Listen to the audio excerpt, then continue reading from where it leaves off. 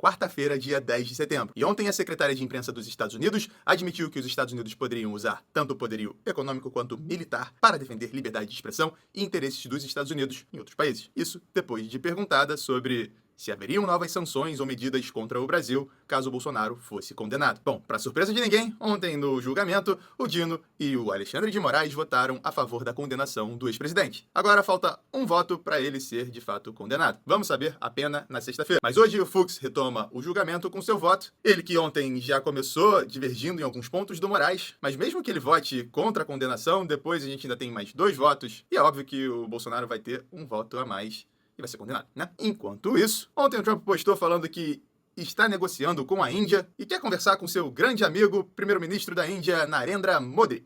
Lembrando que a Índia é uma das maiores tarifadas junto ao Brasil por conta de comprar petróleo russo. E mesmo assim, o primeiro-ministro da Índia continua tentando manter boas relações com os Estados Unidos. Ah, e detalhe, eu não sei o motivo, mas o Modi não participou da reunião de segunda online dos BRICS. Já aqui no Brasil, é meio impressionante isso, mas ontem o Lula esteve em evento em Manaus com o presidente da Colômbia, onde o presidente da Colômbia defendeu legalização da cocaína e que isso acabaria com o narcotráfico e pouparia a Amazônia. Como pode, cara? Bom, lembrando que recentemente os Estados Unidos enviaram tropas para combater tráfico venezuelano de drogas. Tropas da OTAN derrubam um drone russo em cima da Polônia e o Trump considera adicionar tarifas em China e Índia para tentar dar uma esquisada na Rússia. Ah, e os posts do Trump e Modi vieram depois dele ter dito que ele consideraria aumentar as tarifas em China e Índia. O petróleo reage bem pouquinho e sobe e tá ali nos $67. Nos Estados Unidos, o juiz diz que Trump não pode demitir a Lisa Cook por agora e ela deve participar da próxima reunião do Fed, que é praticamente especificado que vai haver cortes de juros. E especialmente depois que os dados de emprego ontem foram revisados em números recordes, quase metade dos empregos que tinham sido